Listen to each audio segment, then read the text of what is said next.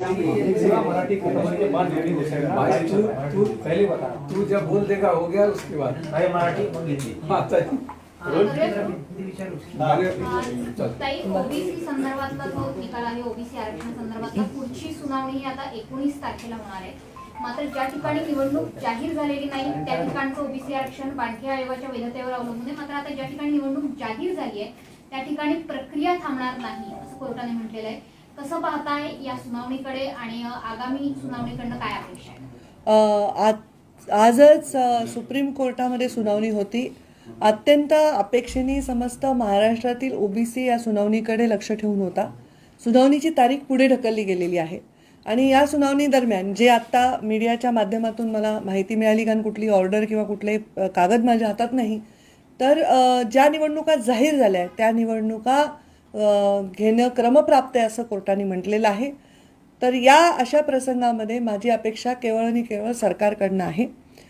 ओबीसीच्या प्रश्नावर लढणारा एक कार्यकर्ता म्हणून मी मुख्यमंत्री एकनाथजी शिंदे आणि देवेंद्र फडणवीस उपमुख्यमंत्री यांना विनंती करणार आहे की या निवडणुकांच्या बाबतीमध्ये आपण निवडणूक आयोगाशी चर्चा करून या निवडणुकांना तात्काळ स्थगिती द्यावी.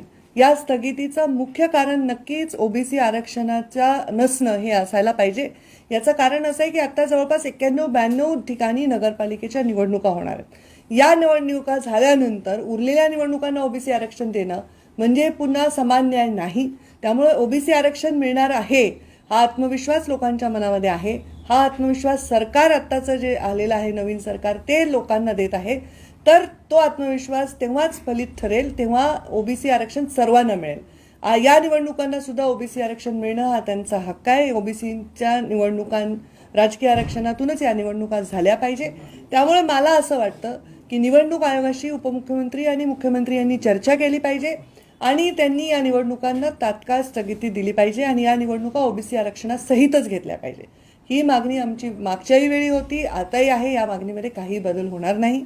ओबीसी आरक्षणाशिवाय या निवडणुका नाही झाल्या पाहिजे ही आमची आग्रहाची भूमिका आहे. मी स्वतः उपमुख्यमंत्री देवेंद्रजी फडणवीस यांनाही बोलले, मी सन्माननीय मुख्यमंत्र्यांनाही बोलण्याचा प्रयत्न करत आहे की या निवडणुकांना स्थगित करण्यासाठी निवडणूक आयोगाशी त्यांनी चर्चा करावी. 96 नगर परिषदा जवळपास आहे राज्यात. या पूर्वीचा अनुभव पाहिला तर अनेकदा म्हणजे ओबीसी आरक्षणाशिवाय निवडणुका पार देखील पडल्या, पण त्यावेळी पक्षांनी एक पवित्रा घेतला होता. खास करून आता काल राष्ट्रवादीने असा पवित्रा घेतला की आम्ही 27% जागा या ओबीसीला आरक्षित करू, पण निवडणुका होऊ पण द्याव्यात असा कुठतरी त्यांचा देखील प्रयत्न दिसतोय. येत्या काळात देखील असाच जर काही प्रयत्न झाला तुम्ही यासाठी समाधानी असाल? कारण ऐनवेळी जर निवडणूक रद्द करायची वेळ आली किंवा पुढे ढकलण्याची वेळ तर कायदेशीर अडचण होऊ शकते. या बाबतीत नेमकी काय भूमिका असणार? मला वाटत नाही की या बाबतीमध्ये कुठलंही कॉम्प्रोमाइज केलं गेलं पाहिजे. या निवडणुकांना स्थगित करण्यासाठी अनेक गंभीर कारण आहेत. अतिवृष्टी झाली, अनेक लोकांचा बळी जातोय, रस्त्यावरनं पाणी जातंय, मुलांना शाळेत जाता येत नाहीये, महापूर येतोय, पूर येतोय, हे अनेक गंभीर कारणं आहेत. पण ओबीसी आरक्षण सुद्धा तेवढंच गंभीर कारण आहे. हे सगळे कारणं समोर ठेवून या निवडणुका थांबवून या निवडणुका ओबीसी आरक्षणासहित घ्यायला पाहिजे. मागच्या सरकारने वेळोवेळी विश्वास दिला, पण आत्ताचं सरकार आल्यामुळे आमचा विश्वास दुणावलाय की हे सरकार ओबीसींच्या हिताचं सरकार आहे. ओबीसी आरक्षण देण्याची त्यांची मानसिकता आहे. ओबीसी आरक्षणाचा विषय त्यांनी पूर्वी हाताळलेला आहे. ते लवकरात लवकर ओबीसी आरक्षणाचे निर्णय घेतील आणि ओबीसी आरक्षण देतील. तोपर्यंत निवडणुका होऊ नये.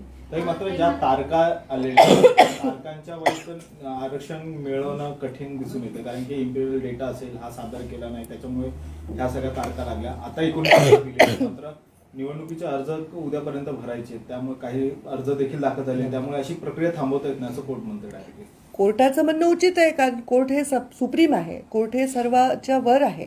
पण ह्याच्यामध्ये मार्ग काढणं हे सरकारचं कर्तव्य आहे. आणि 18 तारखेला निवडणुकांचे फॉर्म भरण्याचा तारीख आलेली 18 जुलै.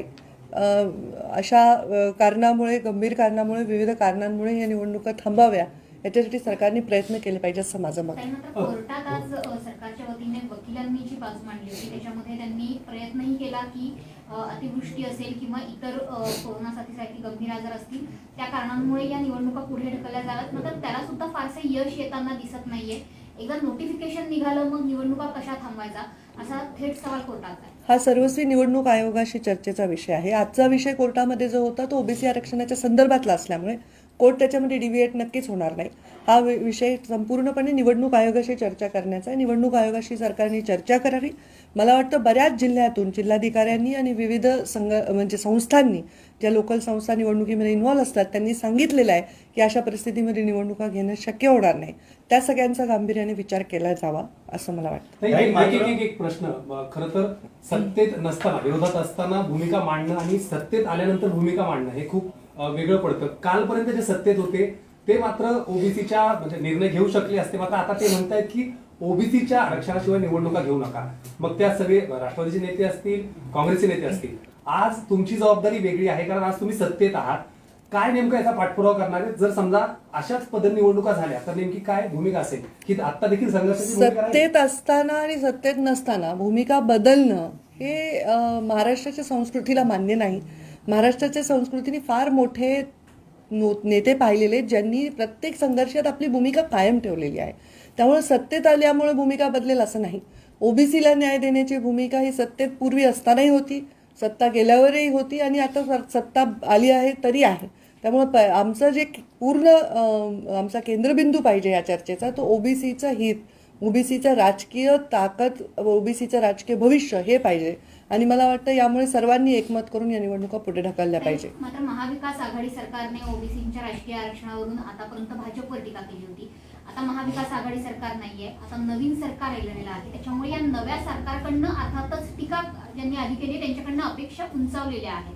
त्यामुळे तुम्ही अपेक्षा करताय की निवडणुकींना स्थगिती द्यावी, मात्र त्यात यश आलं नाही तर पुढे काय असा प्रश्न निर्माण होतो. महाविकास आघाडी सरकारने वेळेवर पावलं न उचलण्यामुळे ही वेळ आली आहे ओबीसीच्या आरक्षणावर, हे त्रिकालबाधित सत्य आहे. यामध्ये काय करावं हा विषय वेगळा, की जर ओबीसी आरक्षण नाही मिळालं तर प्रत्येक पक्ष म्हणतोय आम्ही 27% जागा ओबीसींना देऊ.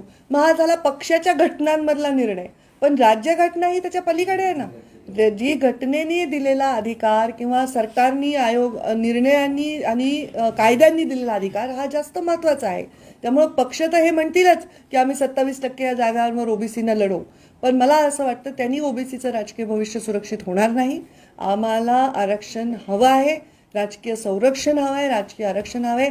आणि आता अपेक्षा दुणवल्या आहेत. सरकार याच्यामध्ये नक्कीच मला वाटतं हस्तक्षेप करेल आणि सकारात्मक निर्णय येईल अशी माझी अपेक्षा आहे. ओबीसी आरक्षण को लेकर के जिस तरीके से मराठीमध्ये एक शेवटचा प्रश्न. ताई, निवडणूक आयोगाने ज्या पद्धतीने कोर्टाने सांगितलं होतं की निवडणूक घ्या, तर पावसाचा अंदाज घेऊन निवडणूक जाहीर करा, निवडणूक आयोगाने देखील घाई केली असं वाटतंय का? कारण की गेल्या 2 वर्षातला पाऊस बघता, अतिवृष्टी बघता, हा निवडणूक आयोगाने घेतलेला. मला असं वाटतं कारण निवडणुका ऑलरेडी प्रलंबित आहेत, ऑलरेडी बऱ्याच ठिकाणी प्रशासक नेमले गेले आहेत.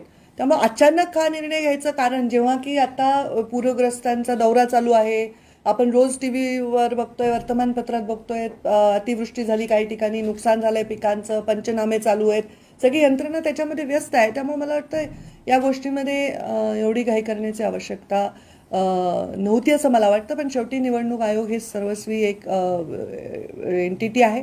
त्यांचा निर्णयला रिस्पेक्ट ठेवून सरकारने हस्तक्षेप करून निवडणूक आयोगाशी चर्चा करून याच्याबद्दल निर्णय घेतला पाहिजे आणि ते घेणं शक्य आहे असं मला वाटतं. ताई, जिस तरीके से ओबीसी आरक्षण के राजनीतिक आरक्षण को लेकर आज सुप्रीम कोर्ट का फैसला आया है कि जिसका नोटिफिकेशन जारी हो चुका है उसको रोका नहीं जा सकता है, आप इसे कैसे देखते हैं और राज्य सरकार से क्या अनुरोध करते हैं? मेरा आज ये कहना है, सुप्रीम कोर्ट में जो आज निर्णय होने वाला था ओबीसी आरक्षण के बारे में, उस निर्णय को देखने के लिए पूरे महाराष्ट्र में लोग बड़ी अपेक्षा से उस निर्णय के ओर देख रहे थे. ये निर्णय जो आया है 19 जुलाई तारीख मिली है और 19 जुलाई तारीख मिलने के पहले जो हमारे मैंने तो खुद पढ़ा नहीं ऑर्डर, जो ध्यान में आया है उसमें ये है कि ओबीसी आरक्षण के बिना जो चुनाव डिक्लेयर हुए होने चाहिए और अगले चुनाव में ओबीसी आरक्षण के बारे में जो भी है वो कदम उठाए जाएंगे. मुझे लगता है ये ओबीसी पर सख्त अन्याय है.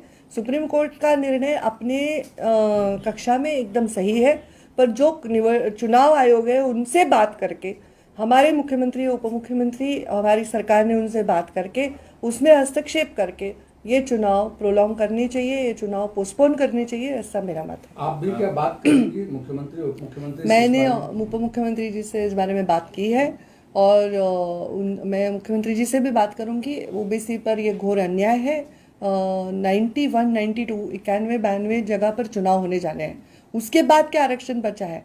हर पार्टी कहेगी हम चुनाव में आरक्षण देंगे, पर वो कायदे से नहीं मिल रहा है ना। जो कायदे से मिलने वाला है, जो घटना से मिलना है, जो हक से मिलने वाला है, ये बहुत ज़रूरी है। और मुझे लगता है कि ओबीसी आरक्षण के बिना ये चुनाव नहीं होगा। महाराष्ट्र में जिस तरीके से कौन जिम्मेदारी इसके लिए? मुझे लगता है नौबत ये क्यों आई है, पूरी दुनिया जानती है, जनता जानती है, देख रही है कि पिछले 2-2.5 साल से सरकार ने कोई कदम न उठाने की वजह से आज ओबीसी आरक्षण की ये अवस्था हुई है। ये कदम पहले उठाए जाते, सही समय पर सही निर्णय लिए जाते, सही काम किया जाता, तो आज ये परिस्थिति नहीं होती। कल आपके लोग मतलब चंद्रकांत दादा और बावनकुळे साहब चुनाव आयोग में गए थे, आपको उम्मीद है कि सरकार स्थगित दिला पाएगी? मुझे लगता है अब इसमें उप मुख्यमंत्री, मुख्यमंत्री इनका हस्तक्षेप भी जरूरी है, क्योंकि आज देख रहे हैं बहुत बड़े संकट सरकार के सामने है। पूरी यंत्रणा बहुत अलग कामों में व्यस्त है, पंचनामे चल रहे हैं, सब जगह बहुत बड़ी बारिश हुई है, कहीं बाढ़ आई है, लोग बच्चे स्कूल में से घर नहीं जा पा रहे, घर से स्कूल नहीं जा पा रहे, लोग गांव से बाहर नहीं आ पा रहे। ये जो देख रहे हैं हम परिस्थिति, ये परिस्थिति भी बहुत गंभीर है। ऐसे वक्त पर चुनाव का प्रेशर यंत्रणाओं पर जरूरी नहीं है, इसलिए चुनाव आगे करके ओबीसी आरक्षण के साथ ही करने चाहिए। एक सवाल और है कि जैसे चुनाव काफी दिन से लंबित थे, लेकिन बारिश के समय में नोटिफिकेशन जारी करना, ये आपको लगता है कि चुनाव आयोग ने थोड़ी जल्दबाजी? मुझे ऐसा लगता है, क्योंकि चुनाव बहुत दिन से प्रलंबित थे, बहुत दिन से बहुत जगहों पर प्रशासक उनको अपॉइंट हुए हैं, और इसलिए अचानक से ऐसे चुनाव डिक्लेयर होने से बहुत बड़ा संभ्रम पैदा हुआ है। लोग भी बहुत परेशान हैं, अपने अपने परेशानियों में घिरे हुए। कहीं पानी नहीं बरसा है, कहीं पानी बहुत ज़्यादा बरसा है, लोगों का अनाज हाथ से चला गया है, किसानों के सामने इतने बड़े प्रश्न हैं, बाढ़ आई है, गांव में बहुत सारे प्रश्न, गांव शहरों में पानी घुस गया है। ये सब प्रश्न बहुत सारे यंत्रणाओं के सामने हैं। इसलिए मुझे लगता है कि चुनाव आयोग ने अभी निर्णय लिया, वो उनके कक्षा में लिया है, पर इसमें सरकार को हस्तक्षेप करना चाहिए और सबके हित को सामने रख के ओबीसी आरक्षण के साथ ही ये चुनाव होने चाहिए। म्हणजे एक राजकीय प्रश्न वेगळा. उद्धव ठाकरे यांनी आज खासदारांचा पाठिंबा जो आहे तो राष्ट्रपती पदासाठी दिलेला आहे. तुम्हाला वाटतंय का, कारण तुमचे अनेक वर्ष, तुम्हाला वाटतंय का की ही एक परत एक वेगळी सुरुवात ठरू शकते, परत एकदा भाजप सोबत हात मिळवणी किंवा परत एकदा एक दरवाजा उघडला असं ठरू शकतं पुढच्या काळात? जुन्या मैत्रीचे संकेत असं झालं तर सर्वात जास्त आनंद मला होईल नक्की. पण आज सन्माननीय उद्धवजी ठाकरे यांनी राष्ट्रपतीच्या आमच्या उमेदवार मुर्मू यांना पाठिंबा देण्याच्या संदर्भातली जी बातमी आहे त्याच्याबद्दल जर तसा निर्णय घेतला तर त्यांचं नक्कीच स्वागत.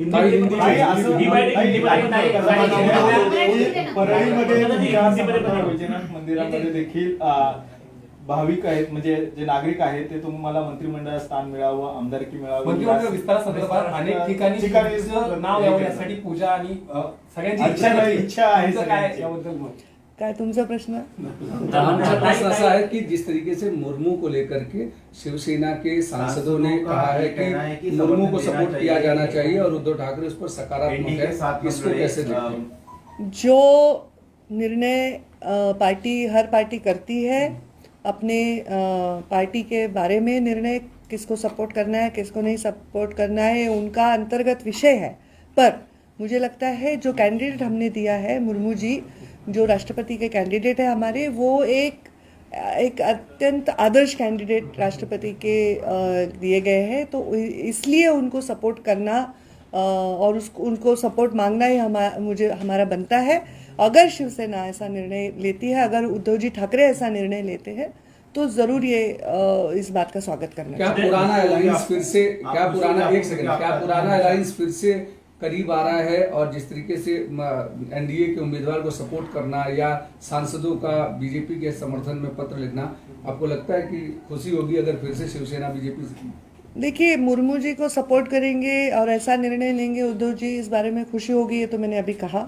पर ये आगे की बातें करना बहुत प्रीमेच्योर होगा।